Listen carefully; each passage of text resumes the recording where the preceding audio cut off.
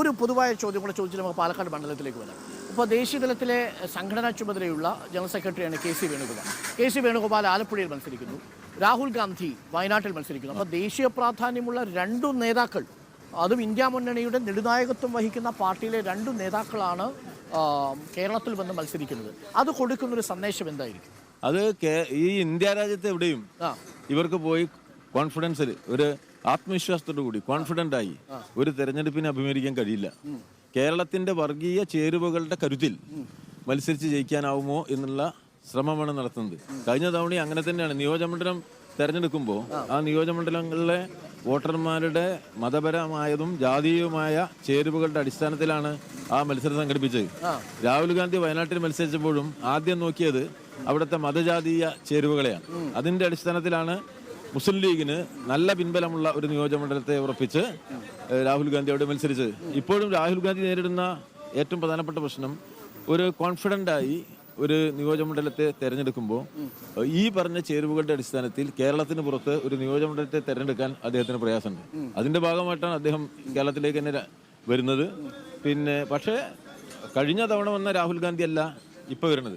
കഴിഞ്ഞ തവണ ചില മാധ്യമ സുഹൃത്തുക്കൾ, ഞാൻ നിങ്ങളെ കുറിച്ച് പറയുന്നില്ല, നമ്മുടെ മാന്യരായ മാധ്യമ സുഹൃത്തുക്കൾ നല്ല നിഷ്കളങ്കരായതുകൊണ്ട് അവർ ഇതാ പ്രധാനമന്ത്രി എന്നാണ് പ്രചരിപ്പിച്ചത്. പ്രതിച്ഛായ സൃഷ്ടിച്ചു.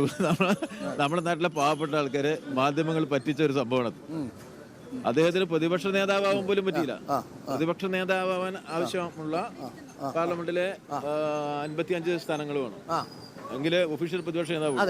പ്രതിപക്ഷ നേതാവ് ആവാൻ പോലും സാധിക്കാതെ പോയ രാഹുൽ ഗാന്ധിയെ ഇന്ത്യൻ പ്രധാനമന്ത്രിയാവും എന്ന് പറഞ്ഞ് നാട്ടുകാരെ പറ്റിച്ചാണ് കഴിഞ്ഞ തവണത്തെ അനുഭവം. അപ്പൊ അതിൽ നിന്നും ഇപ്പോ അങ്ങനെ പറഞ്ഞാൽ ആരും വിശ്വസിക്കില്ല എന്നുള്ള ഒരു പുതിയ സാഹചര്യം വന്നു കഴിഞ്ഞിട്ടുണ്ട്. അതുകൊണ്ട് രാഹുൽ ഗാന്ധിക്ക് വേറൊരു സ്ഥലമില്ല എന്നുള്ള യാഥാർത്ഥ്യത്തിന്റെ ഭാഗമായിട്ട് അദ്ദേഹം നിൽക്കുന്നു. വളരെ പ്രധാനപ്പെട്ട കാര്യമാണ് ജയരാഘവൻ സഖാവ് പറയുന്നത്. ഭാഗ്യാന്വേഷികളുടെ വരവാണ് അല്ലെങ്കിൽ കേരളത്തിൽ ഇപ്പോൾ സംഭവിച്ചുകൊണ്ടിരിക്കുന്നത്. കോൺഗ്രസിന്റെ കാര്യത്തിൽ സംഭവിക്കുന്നത് ഈ മണ്ഡല സ്ഥലം മാറ്റത്തെ സഖാവ് വിശേഷിപ്പിക്കുന്നത് ഭാഗ്യാന്വേഷികളുടെ യാത്ര എന്ന രീതിയിലാണ്. രണ്ടാമത്തെ പ്രധാനപ്പെട്ട കാര്യം, വർഗീയ ചേരുവകളുടെ സാധ്യത അന്വേഷിക്കാനാണ് കോൺഗ്രസ് ശ്രമിക്കുന്നത് കേരളത്തിൽ ഇപ്പോഴും. എല്ലാ കാലത്തും വർഗീയ ചേരുവകളുടെ സാധ്യതകളുടെ അന്വേഷണമാണ് കോൺഗ്രസ് നടത്തിയിട്ടുള്ളത്. ഒരു രാഷ്ട്രീയ പാർട്ടി എന്നുള്ള നിലയിൽ കോൺഗ്രസിന്റെ സ്വീകാര്യത ചരിത്രത്തിൽ ഏറ്റവും താഴെ നിൽക്കുന്ന കാലമാണ്. അതുകൊണ്ട് തന്നെ അവർക്ക് ഈ ചേരുവകളുടെ പിൻബലമില്ലാതെ ഒരു തെരഞ്ഞെടുപ്പിനെ ജയിപ്പിച്ചെടുക്കാൻ കഴിയില്ല. ഇപ്പൊ ലീഗ് എന്ന് പറയുന്ന പാർട്ടിയുടെ പിൻബലമില്ലാതെ കേരളത്തിൽ നിന്ന് ഒരു നിയോജകമണ്ഡലം ജയിക്കുക എന്നുള്ളത് വളരെ പ്രയാസകരമാണ്. പക്ഷെ ഒരു കാര്യം അപ്പോഴും ജയരാഘവൻ സഖാവെ, നമ്മൾ നോക്കൂ, വടകരയിലേക്ക് ഷാഫി പറമ്പിലിനെ പോലെ ഒരു സ്ഥാനാർത്ഥിയാണ് കോൺഗ്രസ് നിശ്ചയിച്ചിരിക്കുന്നത്. അപ്പോൾ ഒരു മുസ്ലിം നാമധാരിയായ ഒരു സ്ഥാനാർത്ഥി തങ്ങളുടെ പട്ടികയിൽ വേണമെന്ന നിർബന്ധം കോൺഗ്രസിനുണ്ടായിരുന്നത് ആ ലീഗോ അല്ലെങ്കിൽ ലീഗിലെ അണികളെയോ തൃപ്തിപ്പെടുത്താനാണ് എന്നാണ് പൊതുവെയുള്ളൊരു നിരീക്ഷണം. അപ്പോൾ വടകരയിൽ ഷാഫി പറമ്പിൽ എത്തുന്നതോട് ഇക്വേഷൻസ് പൂർണ്ണമാവുന്നു. അവരുടെ പട്ടികയിൽ ഒരു മുസ്ലിം സ്ഥാനാർത്ഥി ഉണ്ട്. അപ്പോൾ ലീഗിന്റെ ഒരു വലിയ ആശങ്ക അവിടെ ഒഴിയുകയാണ്. അല്ല, ഇപ്പോൾ മുസ്ലിം പ്രാതിനിധ്യം ഇന്ത്യയുടെ പാർലമെന്റിൽ എന്നുള്ളത് കേരളത്തിൽ നിന്നുള്ള ആ നിലയിൽ ഞാൻ പ്രാതിനിധ്യത്തെ കാണാത്ത ഒരാളാണ്. മതപരമായിട്ടാണ് ഈ പ്രാതിനിധ്യമൊക്കെ കൊടുക്കേണ്ടത് എന്ന് പറയുന്നതിനോട് അങ്ങനെയല്ല. അത് നമ്മൾ രാഷ്ട്രീയമാണ്. അപ്പൊ എന്നാൽ താർക്കികമായിട്ടൊന്ന് സംസാരിക്കുകയാണെങ്കിൽ കേരളത്തിൽ നിന്നുള്ള ഏക ഇടതുപക്ഷ MP ആരിഫാണ്. അത് താർക്കികാണ്. അങ്ങനെ ഒരു തെരഞ്ഞെടുത്തതല്ല. സ്ഥാനാർത്ഥിയെ ഒന്നും ജയിച്ചു എന്നുള്ളതേ ഉള്ളൂ.